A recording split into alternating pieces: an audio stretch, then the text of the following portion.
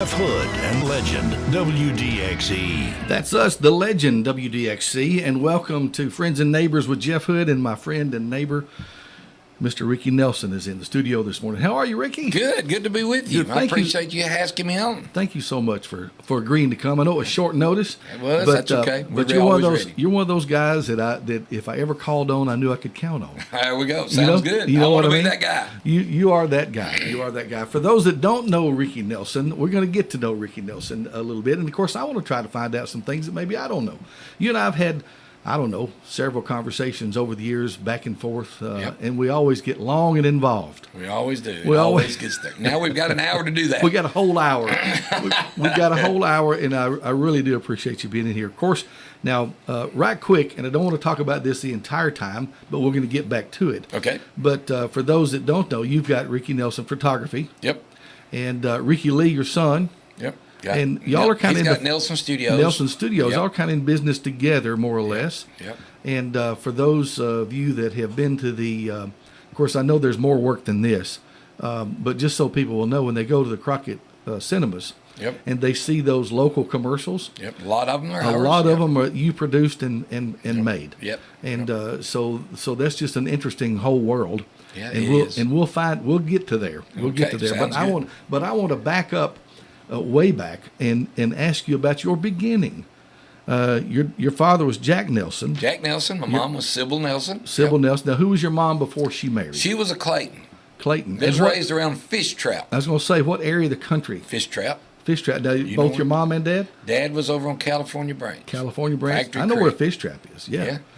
And We're about actually about 400 yards in Wayne County. yes. We're just kind of on the line. Well, actually, my grandfather used to say that it was the guy that owned it, I think, years ago. And the land, we live on about a 350-acre farm since 1929. Oh, really? Yeah, it's almost be a century farm in, Yeah. just a few years. Yeah. So, but the guy that used to own it, he didn't want to pay Lawrence County railroad taxes. Okay. So he made this push and somehow got his land in Wayne County. It's right on the creek. Yeah. Oh, okay. Yeah, so that's how that happened. So There's a little, where we live, there's a little offset, The little wiggle in the line. There's a little there. wiggle in the line. So anyway, but we've been around Lawrence County all of our lives, really. We've made several trips up at West Point Road. Well, I bet you have. I know you have, as a matter of fact. And so tell me about Fish Trap. Now, Fish Trap, for people that don't know, let's locate it for them. Tell them where it is. Well, I'll be honest. It's just way off over there in the other part of the world that I don't really get to very much. Chisholm, Yes. Mama was raised in that area. My daddy was a big deer hunter. Okay. And so her daddy was a big deer hunter. Okay. So what happened out on the ridge, they lived out from West Point. Daddy and my grandpa, her dad, Yeah. would get to hunting Okay. together. Well, Daddy would come home. They didn't live about through the woods, maybe 4 miles from each other, but around the road, maybe Okay. 5.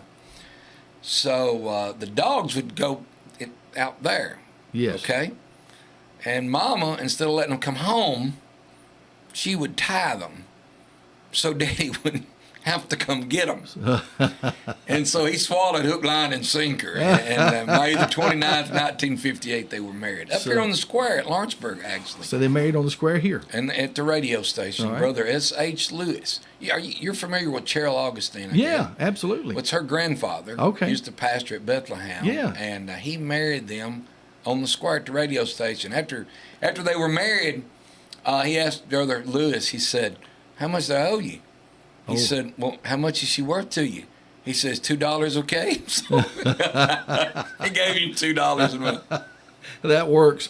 And so you came into the world at what year? 1959. 59. Product of the 50s. Product of the 50s. 59, just slightly ahead of me, but not much. Yeah. Yeah, You're catching up. I'm catching up fast. And you have brothers and sisters? I do. I have a brother who is 7 years younger than me. His name is Randy. My sister, a couple years younger than me. Her name is Gloria. My little sister, 14 years younger than me, is Jackie. Now, when Mama told me she was pregnant, we're going to have another baby, and I was 14. Yeah. I said, uh-oh. I mean, I've saw people with big families, and my stuff's gone. I've had it, you know. Mama said, what would you do if I told you that we're going to have another baby? I said, I guess I'd just leave home. and, and she said later, I didn't know how bad that really hurt her when I said that. Oh, my. Oh, my. But it was fun. Had a good family. Great family, I know. And of course, you grew up and fell in love at some point. I did. With your sweetheart, and who did you marry? Sherry McLean. Sherry She's McLean. from Eagle Creek over on the other side of Waynesboro, almost the cliff. She was a foreigner. She was. I took her away from there, got her closer to over here. Total foreigner on the other side of the county. Yeah, absolutely, completely. I met her, and what happened? Are you familiar? You remember the old component systems we had on the stereo? You had speakers on the wall. Oh yeah. See, I had a cool bedroom. You know, Yeah. I mean, I had black lights and strobe lights. Now, what year was this? Now, I never drank or any drugs. I just had black lights. You just looked cool. Yeah, I just looked cool. Yeah, so this was 1977. 77. Which is the year I graduated, and this is around December. Okay. And I'm an old tech guy, electronic. When I was little, I would take tubes and transistors and stuff out of radios and unsolder things. Yeah. Just put them in boxes just to have. So I said, I believe I could make a telephone come through my stereo. Uh-huh. So I had a little electronic kit, and I rewired that thing, and I said, I believe I got this fixed. I said, let's call a girl. My sister said, why don't you call that girl? She'd pulled a trick on me a long time ago. My sister had known her. Yeah. And I'd call the number, and they said I'd won a prize, and it was just because we always pulling tricks on each other. Right. I called the number and said Middle Tennessee Funeral Home. So Do she what said, now? Yeah, I called the number, and it wasn't a prize. Oh, okay. It was just a fake number. Okay. So she actually then, I said, well, she said, call her. So I did. And she was coming through the speaker. I was adjusting the volume. And in about, 3 minutes, I thought, yeah, this is good. I had all the wires jerked out, and it was up. At 6 months later, was married. She was 15 when I was going with her, and she had just turned 16. Oh, wow. And she turned 16 on February 14th, Valentine's Day. Yeah. We got married in June. Of course, So y'all were babies. babies. I had to go ask her dad. Her dad was really we never could date. See, those 6 months. We'd go places, but my sister would have to go with me. Yes. Or her sister. Yeah. Because her daddy, it was a little rough. We didn't get to date by ourselves. So if you sit in the bedroom, the door had to be open 2 feet. I mean, there was the, Yeah. And we sit in the driveway, at night, and her mom would come walking in and out. 10 o'clock, the porch light would go on and off, and it was time to go. So it come that time that I was going to ask him to marry her. And he's he's a tough guy. His mom and dad both died when he was 10. Oh, wow. That whole family raised themselves. He's a logger. And what was her what was her She maiden was a name? McLean. A McLean. Okay. Not really related to a lot of McLeans around here, Okay. but not really related. Okay. So and he had a really low voice, and he was tough. I bet you kind of scared to death. The death. And we'd never, and Walter was sitting there watching TV, and he was just having, he's laid down in the recliner and he's watching TV. And me and Sherry just went in there and sat down with him on the couch beside him. Yeah. And so he knew he had to know something up. Her mom's in the kitchen ironing. Yeah. So I knew this is it. My heart, listen, I'm telling you, I'm about to die. I wasn't really I bet you were. really a brave person. And I said, Walter, you going to let me and Sherry get married this summer? He looked straight in my eyes and he said, well, I ain't thought much about it. Well, I didn't know where to go from then. Uh-oh. See, I mean, He put you right on the spot. Listen, my heart almost fell. I thought, well, I'm going to die in their living room. Yeah. And so her mom's in the kitchen. That's good. Ironing, laughing. So Sherry jumps up after a pause. Well, are you or not? Ran in the kitchen. And Walter looked at me and he went, I said, and so he started watching TV again. And he looked at me and he said, he said, you think you can take care of her for the rest of her life? I said, absolutely. I'll take care. I promise. Turned back around and he pointed his finger in my face and he said, I tell you something, boy. You better not ever lay a hand on her because you're going to answer to me. You got that? I got that. You got it. I got it. I That said, was a clear message. absolutely. Well, Well, we've been married 45 years this past June the 9th, and it's been a blessed 45 blessed years. And of course, I was trying to think. I don't remember exactly how or when we first met. Sears. Sears. Yeah. Yeah. Yeah, we met a lot of folks at You Sears. met a lot of folks at Sears. Well, we'll get to that. 2001. That's okay. We'll get to that. That's a good thing. I'm glad you pointed that out. Now, you're married. Yep. How long before children? How long? 5 years. 5 years and then children. Maybe 7. Let's say Ricky Lee was born in 83, so whatever that is. Yeah, okay. So Yeah. 83. So I was born in 78. I was married in 78. 2 children? 2 children. 2 children. Yeah, I know them both. I was Bethany. just thinking if there was another one I didn't know. No, it's Ricky Lee and Bethany. Ricky Lee's one that owns actually the Nelson Studios and True Grit Brand Company. We're actually a marketing agency now. Yes. We do websites, video. Just You got a lot of stuff going on. busy. I'm telling you. We got a lot of stuff going on. Wear a lot of hats. We're going to get to that, but now you had, what was your beginning career? What was Murray. your first job? Was Murray? And Well, you know, actually, Lawrenceburg Communications. Are you familiar with Phil Kemper? Does that Yeah. ring a bell? yeah, Used to work at the radio station. Yeah. And in 1977, I took electronics at school. now you graduated what school? Oh, Collinwood. Collinwood. Well, I say UC, University of Collinwood. University Yep. of Collinwood. Graduated high school in Graduated Collinwood. high school, Collinwood. And so now you're out in the world. You're married. Yep, And married. you got to have a job. Got to have a job. Actually, I got that job before I got out of school. Did you really? Yeah, we left it, and I got to get out because I had all my credits. I got to get out in December Okay. of 76, Yeah. and I graduated in 77. But because I had electronics and I made good grades, my teacher recommended me to Phil Kemper, Lawrenceburg Communications. So I went to work with him Okay. for about 6 months at that time, maybe a year. About a year. Okay. And we installed all the police radios and put on Yeah. blue lights and Yeah. did all the work, different places, radio stations and, consoles and the way it was back then. It's a little bit different It's different now. today. So after that, I put in my application at Murray. Started there in 1978, January the 9th. 78. Yep, went to work in the warehouse. Great place to work, and that's where I stayed my whole time. You know, Murray at that time, they were quite, it was just a common thing. They hire a bunch and then they would Yep. lay a bunch off and Yep. then they'd hire a bunch. So Yeah. So you had to stay there a while before you stayed on permanently. Then I stayed there 6 months. We just married. We married June the 9th, 1978. I got laid off in July of 78. Started drawing $60 a week, having just got married. Yeah. But I owed a whopping amount of $5,000. And I thought, I'll never get that paid. We Yeah. bought the trailer and all the living room, all new living room suite, everything new. So where were y'all living? We were living down close to where I live now, right beside a dad. Okay. And we moved in an old trailer. Close to the farm. Oh, yeah. Yeah, got to be close to the farm. Yeah. Well, Got good it. deal. So Still y'all there. kept that going all along anyway, Oh, the yeah. farming. Yep. All right. We've been farming. Daddy had cotton when I was just little, and my grandfather. My grandfather went blacksmith. He was the local vet. He'd pull people's teeth. I watched him. He'd stand on the porch, and he'd stand on the ground and hug the pole. Oh, no. Yeah, and he would pull their teeth. Yeah. Are you serious? I'm serious. And It would not happen to me. I'd be running. yeah, well, I watched a lot of people suffer. And I used to dread getting old because I thought, man, this is the way it's going to be. I don't know if I want that.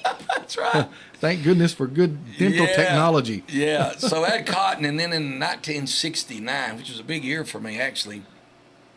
That's when I was saved. The Lord saved me when I was Yeah. 10-year-old, Oh, wow. and that's when he started farming, driving a tractor. Yeah. That's when or row cropping, not just cotton and a few things. Right. So that's how that got started, and we're still doing that, by the way. Still doing all that. Sold the cattle.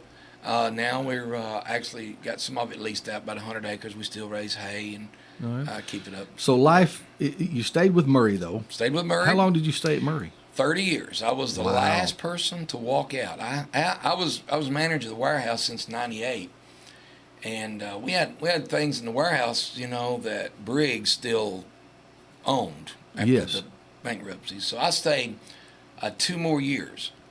Had to keep letting people go. I think we had hired 12 folks to help us clean out the warehouse. And one by one, after we'd get a little farther, I'd say let 2 or 3 go and let 2 or 3 go. Yeah. Finally got down to some really good friends, Kenneth Cruz, who used to live out Fish Trap. Yeah. Good friend of mine, and Mike Flowers. We were the last 3 in 2007. Murray went down in 2005. And finally, Briggs called me and said, "You got to let one of them go." Well, that was tough. And then I had to let another one go. He said, he said, "You're going to be over there by yourself." And Murray never would let us do that because of safety. Yes. So I asked Briggs, I said, "You sure you want me to be over here by myself in this warehouse? If you don't do it, somebody else will." "Okay, that's not a problem." I'm just making sure. Yeah. So I was the last one to leave, and Wow. I patted myself on the back and walked out the door. There was nobody there. Nobody there. No, just an old You know, empty Murray building. just died that slow death. They did. And I guess in if it was going to go, that's probably a better way to go than just shutting down all at once. It was, but I will say this: it was tough. It was tough. Yeah. When you lose your retirement, you lose, you Yeah. know, your benefits, you lose. He has a lot of So stuff. Daddy was there 40 years. Yeah. And my grandpa was there 25 years. So. Yeah, my dad retired out there. My father-in-law retired out there. Everybody Really? was affected by Murray that lived here. It was a good place. Yeah. And listen, and you know what? That's a group of folks that could have made anything they wanted to make. We could have built anything. It was a good team of folks to work Yeah. with. It was, you know, I wish he A was lot still of there, good but- memories for a lot of Good Lawrence memory. Countyans Yeah, and absolutely. Wayne Countyans. Yeah. You know, because I mean, it was surrounding. They employed people from a lot of folks from the They Wayne did. County area there. They So did. anyway, so that's over, and you got to do something else. Yeah. Well, So what before did it was over, I bought Sears. That's what I was going to get Yeah, to. 2001. For those of you that do remember, you guys ran Sears for quite We some did. time. Yeah, we bought that in 2001. Actually bought it for my son. He was getting out of school. He graduated in 2001. So we bought it for him to run, and he managed it. Yeah. And so Sherry came up there, and we stayed there 10 years and got to know You see a lot of folks. even you. See, I mean, my Yeah. goodness, it was worth the whole thing just Well. for that. Yeah. Well, it's been great getting to know you over the years for sure, and y'all did a great job with the Sears store. We had a really good business. We broke every rule Sears had to take care of the customer. Yeah. But they told us, don't ever make us the hero. And so we tried to take care of the customer. It's a little tough, but here's what's tough about it. Sears, who owns you, Yes. right? Yes. And they own all the stuff. Now, what we do as an owner, Yes. you own the computers, you own the shelving, you own the business, but they own all the stuff. Yes. And then they own all the service.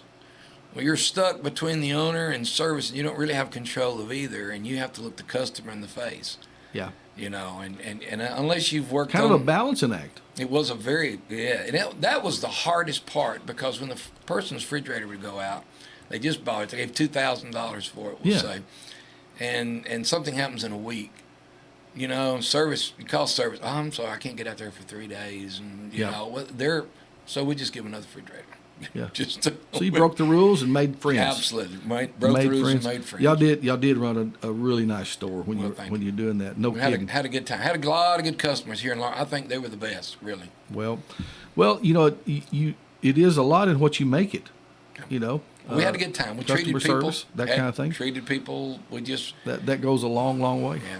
Well, that ended, that ended. We that sold ended? that in 2011 or 2010. and so you had to do something else. Yep, had to do something else. So what are you doing now? So here's what happened. What happened after that? started working at Ricky Lee. Went to work at FedEx. Okay. Okay. Actually, one of the reasons we sold it, it was getting. Ricky Lee was. There's just not a lot of money. It was paying for itself, and you know, it's paying Right. everybody's salary. Those stores are designed to have about 3 people. I had 7. Yes. I wanted to take care of the customer. I didn't want them to wait. Yeah. We're taking care of everybody. Right. It's paying for itself. It's paying their salaries. Everything was good. And, you know, and it was building equity in the business. So, but it come that time, I could see Ricky Lee. That's my son. He's been loyal to Daddy. Yeah. Bethany's been loyal to Daddy. Not a lot of families can work together. No, and we did. But Well, y'all did. We did. And it's not. You can't fire them. I mean, I guess you could. but we had a good time. We prayed together. Yeah. A lot of folks would come in. They're going through issues. We just gather in a big circle. Yeah. Right there in the front, and just Yeah. pray and and ask the Lord to be with them. And so after that, we started purchasing photography gear, and then T.R. Williams, you know T.R. Yes. TR called me from All Source, him and Keith Rowland. So they called me and asked me, because I'd managed the warehouse, they asked me to come over there and help them maybe about 6 months. I wound up being there 4 years. Oh, wow. It was another good good place to work. TR had been a good friend, actually from Murray, and for several years. Okay. And I stayed there, but again, I was ready to do something on my own. So then we continued the photography business and started that up, Rick's Photography. That's and again, awesome. we've met a lot of folks there doing that. Yeah. Still doing. Actually, we just made pictures for Fiddler on the Roof is about to play. That's Yes. My daughter's in theater a lot Yeah, now. I saw Bethany. her. So we made pictures of them this week, and so you got to see this. Opens July the 7th on my birthday, actually. Yeah. So it's going to be really good. Just did all their shoots. You'll see some of those pictures come out before too long. And that's what we did, and kind of still do that. But Ricky Lee quit FedEx, went to work for Kevin Kilpatrick, who had the business. Bethany actually went there first. Yeah. Ricky Lee decided he was ready to quit FedEx, do something else. So he went to work. A lot of sound design, that's what Kevin did. And Yes. there's tampering around with video. Ricky Lee really learned sound design and video and stuff. And so Kevin, it's time to move on to, I think he moved up around Nashville, sold us the business. And then we moved it from where it was and the direction it was going to where it is now. And actually now it's more of a marketing agency. We build websites, do a lot of things. So. Well, that's grown. So that's kind of what they do. That's grown into a deal, big deal. It is. Ricky Lee's busy. When I talked to him the other night, it was already like 9 o'clock or close to it, and he said he was getting in, but he's going to see you. Yeah. And then when I talked to you, you said you stay up till 11. Oh yeah. Well, most time. Well, it depends on which night. If it's either 11 till 3 in the morning. Oh my goodness. Yeah, it's whether we've reached that age where we don't have to get up in the morning if we don't want to. Oh, okay. All right. Well, see, I have to get up early to do the radio. I got you. So I go to bed fairly early. Usually by 10, I'm bedding down. Oh. But I'm up at 4:45 every day. Well, I'm not. You don't want me to call you? You don't want me to call you at 4:45? Well, I'll answer. All right. But I may sound funny. Well, good deal. Well, I've kind of run through all this, but one little pocket here that I wanted to get to during all this. At some point, you became a minister. 1982. A minister of the gospel. Yep. And of course, I've got to know you some in that capacity as well. And I don't know, you're pastoring a church in Collinwood. Absolutely. And New Life Baptist Church. New Life, that's Yep. right. I was trying to remember the New Life Baptist Church. So you're one of those old Baptists. Yep. Well, yeah. We're Baptist. That's okay. We're not your typical Baptist, but you still got the label. Yeah. I guess that's kind of like I've been an old Baptist at heart all my life. Yep. I guess, and of course I grew up in the old Baptist church. Yep. The primitive Baptist church, as a matter of fact. Oh That's where yeah. I grew believe up. you told me that. I forgot that. I grew up in that, and still love it. Still love the Baptist teachings, and so you and I have had lengthy conversations in that arena. But so you didn't start out as a pastor though. No. So how did that start? Well, again, I was a Christian when I was 10. Yes. And we grew up in a Christian home. We didn't know what it was like to miss church. You don't. Yeah. You never. I mean, that was not an option. My grandpa used to tell people if he had company, he would tell them, say, "Look, it's time to go to the meeting." He didn't call it church. He called it a meeting house. Called it a meeting house. He said, "We're going to the meeting house. Now you can go with us, or you can stay here." Now, folks today, they get company, and it's just everybody's staying at home. Yeah. It's a different time. But then I was raised in a Christian home. We were raised to go to church. Yeah. We were raised to live right. I've never drank in my life, never took a sip, don't even know what it tastes like, never smoked a cigarette. But you know what? Here's what I've learned through the years. The sad part of that is you'll grow up thinking you're a good boy. Yeah. And but as you learn, I understand exactly what you mean. and then even people go on and say, "You got a good boy. You got a good boy." Well, you know what the Bible says? The Bible says there's none good. Yeah. And the Lord's never going to ask me that I ever take a drink. He's never going to ask me to ever smoke a cigarette. He's never going to ask me to do drugs. It's only if I've been born again. That's it. all of those things are bad for you, and they'll have bad results, Yep. especially if they're abused. Yep. But the Lord said plainly, it's not that goes in your mouth It's what comes that out. defiles a man. Yep. It's what comes out of your heart. That's it. And we know that, but we forget it. We do forget. We forget, and we think that, it's touch not, taste not, handle not. If you're just a perfect guy, then you're a good guy, and you ought to deserve to go to heaven. Well, that ain't it at all. I know, but that's what the Pharisees did. That's exactly right. And see, that's what's so easy about, and there's a lot of folks who think, well, just because I go to church, that's enough. But Yeah. why do you want to? Even in the Old Testament, when they were offering up animal sacrifices, they didn't do it with the right heart. It didn't mean anything Yeah. anyway. Yeah, and of course, God looks on the heart. He looks on the heart, and that was kind of a. I know a lot of folks has got their testimony of, boy, Yeah. I was this and I was, Right. I don't know if you ever heard TR's testimony. It's a wonderful testimony. I mean, how the Lord just brought him out of the darkness and into light. It's just Yes. a wonderful testimony. None Yeah. of us are perfect, believe me, I know that. But Yes. the thing I went through is being the good part. I don't know if that makes any sense, but when you think you're good, Mm-hmm. you better take heed, because that's Scripture says over and over again we're not good. And I got past that. In 1982, what happened in 1979, 1980? We got a preacher. His name was Coy Marbut. He was going to do a revival. And I had heard him before. I thought, I don't know. When this guy, he would preach so hard, and he would. If you weren't a Christian, even if you were, he'd make you wonder if you were. I mean, it was just, and I dreaded it. Yeah. And then Mama said, well, he's going to do a 2-week one. Oh my. I thought, I don't know if I can stand it. So he came and he preached. He's from Red Bay, Alabama. Yeah. Did a good job at Bethlehem Church. And that year I thought, I know what it is. My heart, I'm dying. I didn't get saved when I was 10. That's what it is. So I went through the process of feeling and baptized again. And that lasted for about 2 weeks. That wasn't it. 1981. Time for revival. You have revival set times, Yeah. So it come time for revival. So who y'all getting? Well, Brother Coy's coming back. And you thought, oh no. Oh, my stars.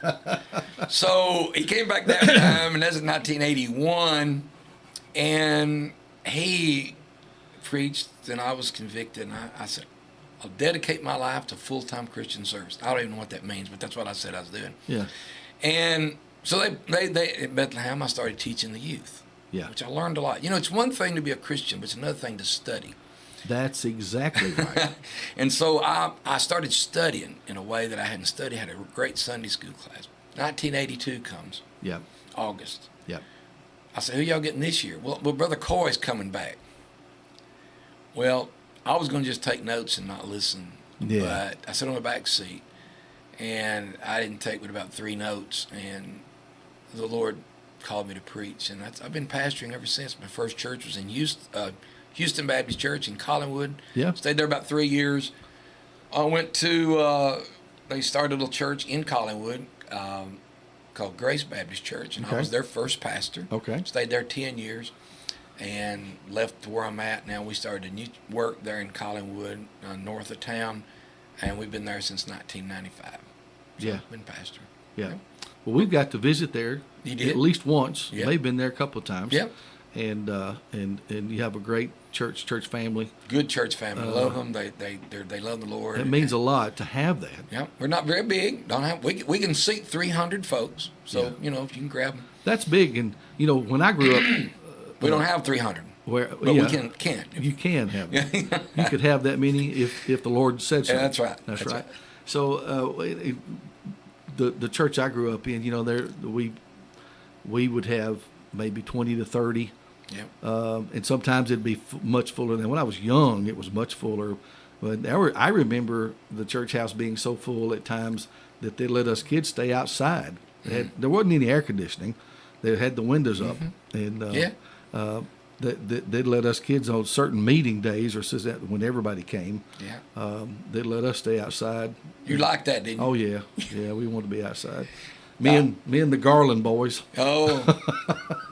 I remember you mentioned that there was you was talking about being born a while ago. When I was born in 1959, Daddy said I was absolutely the ugliest baby that ever seen in his life. Of course, you know what they say about ugly babies, but so Daddy said I was so embarrassed. Oh, really? Hey, well, what happened? I was supposed to have been born on the 4th of July. Yeah.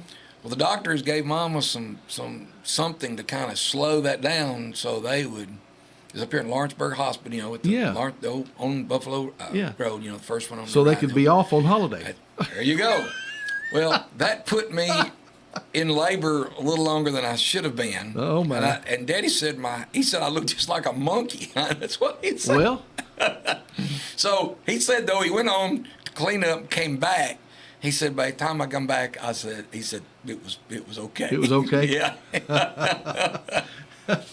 Hey, listen, we're visiting with Ricky Nelson, and for those of you that might remember him from the Sears store years ago here, and of course from Murray there, and of course now Nelson Studios with Ricky Lee Nelson, and then yourself. Yep. And y'all have got another company called True Grit. True Grit Brand Company. True Grit Brand. Now That's the marketing part. We kind of cater to. We actually one of their largest clients is Ironcraft. I'm not sure you know who they are, but they take care of.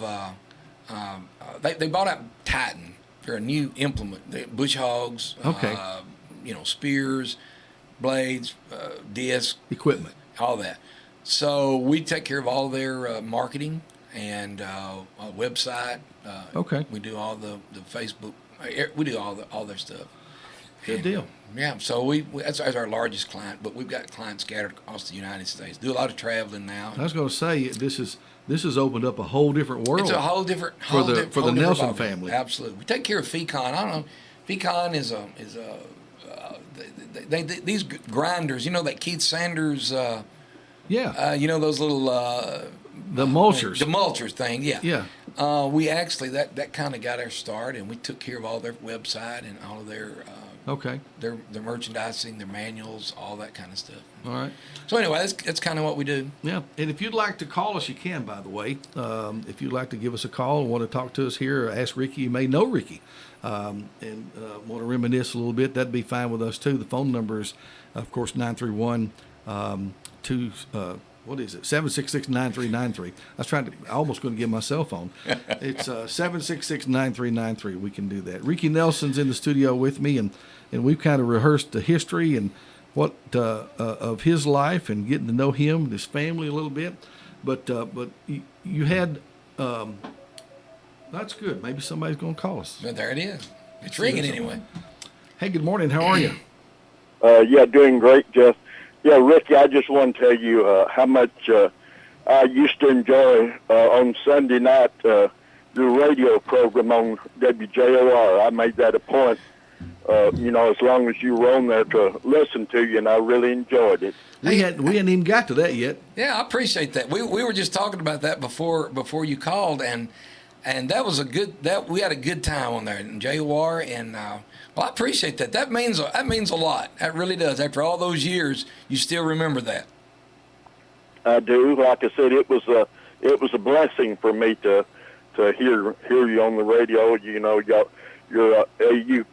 I guess you did the program after your Sunday night service at your church, didn't you? We did, and we would leave church and we would pedal just as fast as we could over to St. Joe. And we would stay there an hour at the Time to Praise program. That was what it was called. Time to Praise. That's awesome. How many years did you do that? Probably about 3 years, maybe something like that. It evolved from a 30-minute program to an hour-long program. Right. Yeah, and it was good. We enjoyed it. Gave away prizes, and local bookstores would give away books and things. Did you play music, or was it more all talk, or did you do both, or? It was a combination. It really did work. The Lord just blessed it. It was. Yeah. We would ask questions, have a little giveaway. Then we'd just have talk, maybe about a subject, play a few songs, maybe one or two requests, and just it was a mixture. That's good. Thanks a lot. I really appreciate you calling. It means a lot. I mean, you're welcome. Good to hear you, Ricky. All right, thank you so much. Thanks for calling, brother. Bye-bye. Hey, yeah, that line, if you'd like to call in, that's fine. That's very fine and dandy. We'd welcome that. 766-9393. It's 8:41, and we've got Ricky Nelson in the studio here. I was going to ask you about the WJR days. Yep. Of course, now you're pastoring the church. You get off your Sunday night service and then head to the studios. Head to the studio. Oh, that's good. Had a And I good- know a little bit about the radio stuff. Yes, you That's do. so much fun. Well, it looked then a little bit different. I was looking here how neat this place looks. It really, really does look good in the studio. But you know what I don't see is the CDs and all the things that I used to see, the cassettes, and when I. It's a whole different world. I remember, gosh, this has been many, many years ago. Do you remember the Ruth Kelly Gospel 30 that used to come on Yes, WDXE years ago? I do remember. Well, I that. used to sing with the Kellys way back when, and played music and sang with them. And there were a few times on Sunday mornings when Ruth would ask me to go do her radio program, and that's kind of how I got a toe in the door at the radio stations and began to know anybody. Well, I mean, it was through her. Now, what part did you sing? I'm curious about that. I sang the baritone. Really? Yeah. Well, see, we've been in a gospel group. My dad, they had the Nelson family. Yeah. They started about 1969, 1970, Really? and every weekend, us and the Wilson family and the Kellys. I seen you then too, but I hadn't remembered that. Yeah, I played the bass guitar. We probably had what? Let's see. It would have been my years with them would have probably been 76, 77, Well, we were probably 78 maybe. Probably getting. No, we probably. That was toward the end of it. That we did most of it in 1970 to 75, right in there. Okay. I played the bass. Daddy's brother Tommy and Daddy's brother Joe Nelson. Yeah. And his sister Laverne Lovell. So they all That's made up. interesting. Each one sang a So different we have part. a lot in common, really, because I started playing the guitar Mm-hmm. with them, and then played the bass. Yeah. And then there was a night that came, and I never will forget it. For whatever reason, the baritone singer at that time had to leave the group, and they were worried about what they were going to do. And I said, I think I can sing it, and so I did, I'll be dog. and left playing the bass and started singing. So anyway, I didn't know that. It was fun. Now I've learned something. It was fun. Teresa and I were dating during that time. Oh, okay. And she would go sometimes with us where we were going to play, and that was some of our dating experience. So, Well, I'll be dog. of course, we were babies too when we married. So, Well, that's fun. We kind of grew up. Somebody said, just wait till your son gets to be a teenager. I said, it's okay. I've already raised one. there you go. That's right. That's right. But those were fun years. We would get together again with the Wilson family, the Kellys, the Gary Butler singers, Springer kids. The back Springers, then. yeah, I Remember that? Yeah. And Barry used to play the Barry. piano, tear that piano all to Barry pieces. was just a natural. He went on to play in Pigeon Forge. I believe that's right. Yeah, he played for some of the groups over there at those shows for quite some time. I think he's kind of quit that now. See, I think he's around town some. But anyway, We did that, and then we started when we were at Grace. We started our own group. J.H. Ayers, Judy, his wife, and Gertie, their daughter. We had our own group. We called us the Grace Singers, and then we moved to New Life, and after that, we called ourselves the New Life Singers. So we went around to a lot of places. I really love gospel music. I mean, Ricky, you're one of those people that just will try anything. Listen, You'll just try I'm telling anything. You, as I told you a while ago, if you chase too many rabbits, you let them all get away. But it says in Ecclesiastes to enjoy the life that you have, and the Lord's blessed us with a good family. Yeah. My dad was a deacon in the church. My grandpa was a deacon. My great grandfather was a circuit preacher. Oh wow! He was C.H. Livengood, and he actually preached in this area. Really? A lot, yeah. I think he preached at First Baptist. Livengood. Mm-hmm. That the last name, Livengood? Livengood. I Never heard that. Livengood. Yeah, I guess it comes from living good. But how about that? Yeah, his son used to be a Sunday school teacher over at First Baptist here in Lawrenceburg. Well, let's take a call from a friend here. Hey, good morning. How are you? Why does y'all not have a lot of gospel music on the radio anymore? Well, hon, I don't know the complete answer to that, except that that's just a management decision. I'm not part of that. You don't have any much anymore. Yeah. Well, there's so Sunday many. morning's the only time and it don't last long. Yeah, there's so many sources for people to play music now. They can get it anywhere at any time they want it. It's in their hands. Yeah. There's just so many sources. So, Well, I always enjoyed the radio station when it had a lot of gospel music, but it don't have none no more. yeah. Well, Well, I don't listen to WDX much anymore.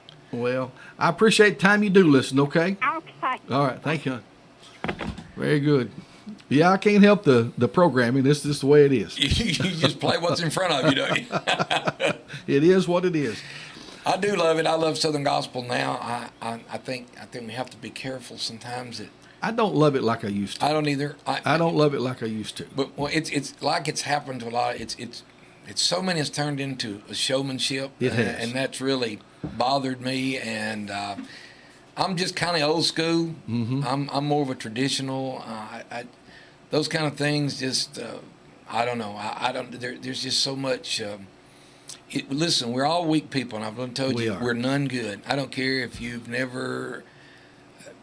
But one man I witnessed to one time. He only one person's ever done this, and I was telling him about the Lord and what he had done, and he said, "But what if you'd never done anything wrong?"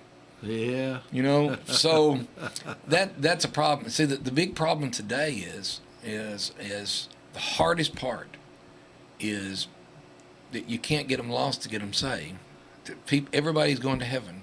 Yeah. But the sad part, everybody's not. You know, you was talking about photography a while ago. A good friend of mine just passed away. Actually, I did his funeral, or helped really? his funeral, Hojo. Yes. Yeah, and yes. he and I worked, when Hojo went to Saudi Arabia, and he served about a year, he asked me to help him at the Advocate. So I took his place at the Advocate for that year he was gone. Yeah. And he was a good friend of mine. Well, he was a friend of everybody. I know. I know he was. Carried that camera around to anything and everything. Ain't that the truth? I loved it. I wonder how many photos that he actually took. Oh, he kept up with it. I actually helped their daughter and son clean out his studio, his dark room there a little bit. And there is more pictures you just would not believe. You know, what's funny is, and I don't know if every community is like this, but we've got our own little community, and it's the one that I know. Yeah. Okay? And the one that you know. Yes. And if you think about some of the creative people that we've had here in this genre that we're talking about, we had Jimmy Moore. Yep. I love that guy. Jimmy Moore, who talented Oh, photographer man. in Yes. just so many ways. And then you had Hojo. You got photography. But we got Mac Brown. Yep. Great Mac Brown. folks.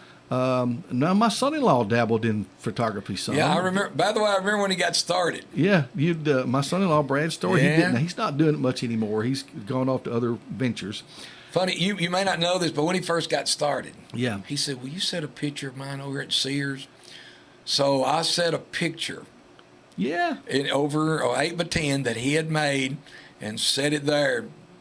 Brad Story Photography. Really? We set it in the store so everybody could see it. How about that? That's interesting. He also helped us up at. He worked at the furniture place or up the little place. He did. Yeah. Yeah. I remember Teresa coming home. He started teaching. And she come home and she said, "I think I found our son-in-law to be." She picked him out. Picked him out. She picked him out. Now, at that time, Missy wouldn't have nothing to do with it. Well, But eventually, the Lord won out, I guess. He's a great guy, and the reason he's got good blood in him. See, his grandparents came from. They came from his that parents same area. Came from, over there where we have actually Fish Trap and Factory Yeah. Creek. So there you go. They came from over there. They sure did. My dad came from Factory Creek. Mom came from Fish Trap. So that's what you get. Yeah. Sure enough. They're good folks, and we've come to know and love, of course, him and his family, all of them. Been good, and we're expecting a grandbaby. Yes, We I got hear one. that. We I got know. one already, Shepherd, and Yep. but we're expecting one that's Yeah. supposed to be here on my birthday. This will be a 2023 model too, Yeah, right? 2023 model, supposed Yep. to be here on my birthday. Let's hope he don't look like a monkey. Yeah, so if he does, he'll grow out of it. Okay. Maybe. Maybe. I asked Daddy. I said, "Did you pray for me when Yeah. when you said I know I did?" Ricky Nelson in the studio with me, and a great friend. And again, I thank you for coming in here this morning. We're we got a few more minutes left, and again, the phone number is 766-9393. But I want to ask you more about your actual work today, because it's an interesting thing. I've dabbled a little bit in the audio business or in the commercial world. I did, and when I say commercials, I mean advertising. I did work for the cable television system years ago. Okay. We did local TV commercials. Yep. So I didn't actually, I had to hire it done. I didn't actually do the camera work or the editing, but I set in on a lot of it. But technology has changed to the It point sure now has. where it's not anywhere near. You know, we had the big cassette tapes that had to be physically loaded Yes. in the machines and queued up and all that kind of stuff. It's a whole different thing now. It is. It's there, and the thing about it, and what's so hard about it, it continually changes. Yes. I mean, you may buy a $5,000 camera and it may be obsolete in a couple of years. That's amazing. Or it's so changing. We think about it, but I read an article last week about how it changed from when we finally went to a camera instead of art, and what a time that must have been from to change over. Yes. And then we went from film, and I was one of the last ones to convert from film to digital. Yes. See, because I just, it was just hard. Well, now we're converting from digital to mirrorless. And there's So that's a new term to me. well, that's another step. There's no mirror, the little SLRs and the little Yeah. flapping thing Yeah. there. But we're progress, and even that's just changing so constantly. I mean, there's so much technology out there. The little focus we're focusing on bird's eye, maybe that's floating across, and you get all this money, but even now, I'll eventually go to mirrorless. But you've got all these lenses and things that fit your other camera, and that's what happens. They know how to work it, but actually, it's technology. It is changing so quickly. It really is. And we're in something we love. I love working with my family. Yes. A lot of people say I couldn't work with my family. We get along well. That's a blessing in itself It when you is can a do blessing. that. When you can do Absolutely. that. Absolutely. Let's see who's on the phone. Hey, good morning. How are you? Yes, all right. Well, you're on the air with us. Can I help you? Yes, I was just going to tell Ricky he's looking good. It's my mom. Oh, is that Mom? Hi, Mom. That's Mom. That's Mom. Well, that's Yeah. awesome. And it's Mom. All right. Well, thank you so much for calling us. Yes. And you're looking good, Ricky. Yeah. All right. I don't look like. Well, listen, while I got you on the phone, was he hard to take care of as he's coming up as a boy? He's daughter, yes. Yeah.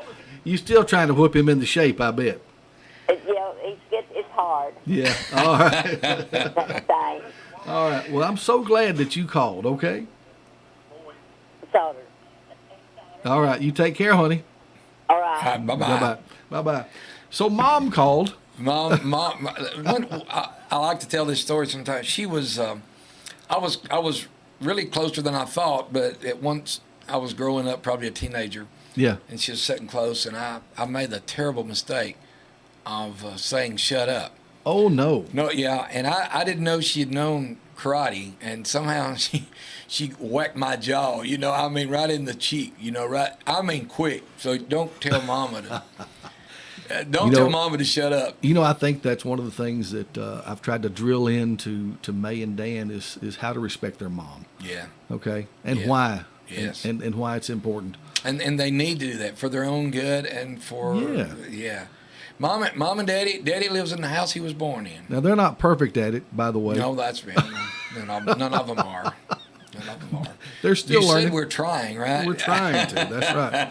Mom and Daddy still live in the house Daddy was born in. Really? Yep. He remodeled that, and That's a great legacy for anybody. Really. yeah, it is. He did. know? I live 100 yards from where I came home from the hospital. Daddy lives at the place where he was born. So That's something that's kind of interesting to think about. I mean, you think about, the rural area that we live in, and you're even more rural than most. we all You know, still live you're- on a dirt road. You're still out there, Yeah. out there. But you've also developed a connection and have been able to travel all over the country. Yeah. And you're Excellent. very well connected in the world of technology. Yeah. And it just shows to Goya that you can do anything from here. Yeah. Yes. Good place to can. live. It's a good place to live. This is really a good crossroads right here. Yeah. And even Lawrence County and area, last little, I've got a little story. Have you ever seen the movie Gentleman from the Cane? Oh yeah, we got about 3.5 minutes. Okay, Gentleman from the Cane. Yes. You remember the guy that played in it, Enoch Tucker? Came around with David Crockett. They helped settle the area. Yeah, yeah. Well, here's an interesting truth here. His brother, Jesse, Jesse Tucker. Okay. They owned all the land where we have, probably thousands of acres at that time, hundreds at least. Yeah. And Jesse Tucker, which is Enoch's brother, actually lived where we live on the farm. Yeah. And his son, Jesse Jr., was killed in Shiloh. And when the body, his dad didn't want to bury him in another local cemetery. He wanted to bury him where he could see him. Yeah. So he's actually buried somewhere on the hillside where my dad lives. Really? There's a grave up there somewhere. How about that? Yeah, and so that's Enoch Tucker's brother Jesse's. And actually Jesse's buried there too. There's 2 graves. We don't know exactly where they're at, but Daddy said as a little boy he remembered the tombstone, or part of the tombstone. The hog had a hog pen up there, and the hogs would root that little block, that little bottom base around on the hillside. Kind of rooted around, so it got moved around then. Yeah, and we've still got that base. We don't know where it goes, but it's still there. Well, how about that? Yeah. That's pretty awesome. Yeah. That's pretty awesome. My good friend Ricky Nelson, great family, great friends. And let's tell them right quickly about your church down there. You might want to invite folks. Absolutely. New Life Baptist Church right there in Collinwood. We're more, if you're termed more reformed in theology, if that's a term that you're familiar with. Yeah, I'm familiar with it. And we're right there north on 13, as you're in Collinwood, about 1 mile out in the field. And little building, we have anywhere from 40 to 60 folks, depending on if it's raining or not, but it's not too big. But we're small enough that we can minister to everybody, and we have plenty of room for expansion, so you can come if you want to sit on the back or the front or the side. You just let me know. We'll put a blessed life, my friend, as you know. The Lord has really blessed my family. That's one thing. Daddy looked around and he said, Daddy's bedfast now, and he's not able to get up and work like he did and do. Yeah. But one of the things he's always said, he said, Ricky, he said, this family is blessed. Yeah, so that's blessed. That's the word. That's the word. It's God's grace that he's bestowed upon me and my family, and actually this area. Absolutely. This we live in a sweet spot in the world. We've been very protected. Absolutely. And I hope the Lord continues to put his hand upon us. Absolutely. Amen. Amen. You're a great friend, Ricky. Love you, brother. Appreciate you having me on. It's been fun. Hey, we'll do it again. Enjoyed it. It sounds good. But next time we'll get into who knows what. Absolutely. We who can knows do what. that. We'll take phone calls or whatever. That's right. Well, God bless you, brother. Thanks for being with us. We do have to go. Got about 30 seconds to the hard break. Thanks for being with us. It's been great. Friends and Neighbors with Jeff Hood, my good friend Ricky Nelson with us today. God bless everybody. We'll see you in the morning.